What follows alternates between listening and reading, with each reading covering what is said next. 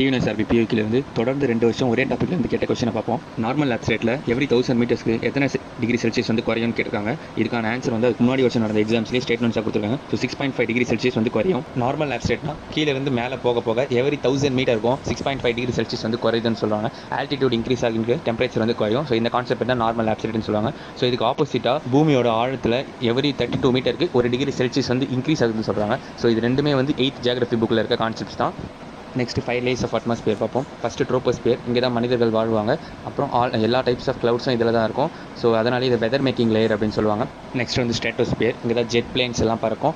And then ozone லேயரும் வந்து இங்கே தான் காணப்படும். நெக்ஸ்ட் வந்து மீசோஸ்பியர், பெரும்பாலும் விண்கல் வந்து இந்த லேயரில் வரும்போதே வெடிச்சு செதறிடும். நெக்ஸ்ட் வந்து தெர்மோஸ்பியர், இதில் வந்து நம்ம ரேடியோ வேவ்ஸ் வந்துட்டு அயனோஸ்பியரில் பட்டு ரிஃப்ளெக்ட் பண்ணுறதுக்கு யூஸ் பண்ணிக்கிறோம். நெக்ஸ்ட் வந்து எக்ஸோஸ்பியர், இதில் மேக்னெட்டிக் லேயர்ஸ் அதிகமாக இருக்கிறதுனால இதில் சன்லைட்ஸ் பட்டு வர ரிஃப்ளெக்ஷன்ஸ் தான் நியூசிலாண்ட்ஸ்லையும் அலாஸ்காலையும் அரோரா ஆஸ்திரேலியஸ் அண்ட் அரோரா போரியாலிஸ்ன்னு சொல்கிற ஸ்கையில் வந்துட்டு பிங்க் கலரும் அண்ட் ப்ளூ கலரும் காணப்படுகிறது.